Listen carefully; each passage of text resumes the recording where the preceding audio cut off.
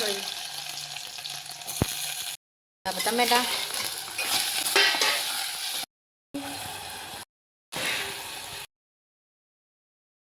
તો હાલો જો આપણે ત્રણેય સોસ છે ને એ આપણે પીઝા સોસ બનાવ્યો છે ને એમાં આપણે મિક્સ કરવાનું છે.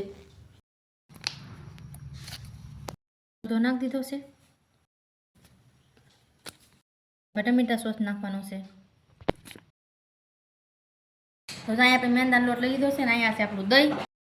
તો આમાં આપણે નાખી દીધી ખાંડ. હવે નાખી આપણે મીઠું. હાલો હવે આપણે નાખી દઈએ દહીં અને આપણે દહીંમાં જ લોટ બાંધવાનો છે. પાણી બિલકુલ નાખવાનું છે નહીં. આપણે નાખવાના છે ભજીયામાં નાખવાના સોડા. મોણ નાખવું પડે. પૂરતું આપણે દહીં નાખતું જવાનું છે.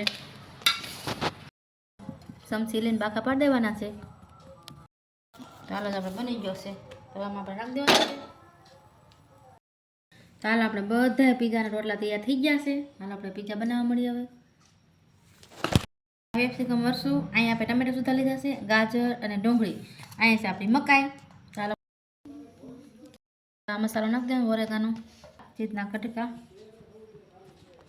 હવે આપણે ગાજરને પાથરી દેવાનું છે. બધી ડુંગળી પાથરી દેવાની છે.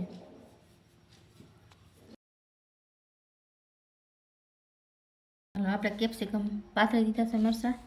હાલો હવે આપણે ટમેટા પાથરી દેવાના છે.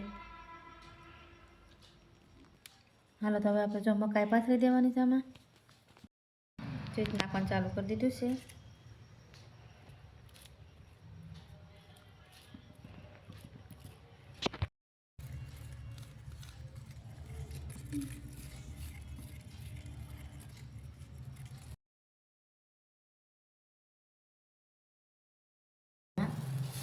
મૂકી દેવાનું છે. આપણે દેશી જુગાડ કર્યો છે.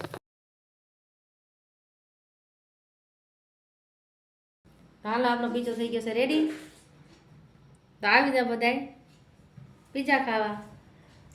તો લાઈક શેર અને સબસ્ક્રાઈબ કોમેન્ટ કરવાનું ભૂલતા નહીં. અમારો પીઝો કેવો લાગ્યો. તો જો હાલો આપણા પીઝા થઈ ગયા છે રેડી. પીસ કાપી લીધા છે.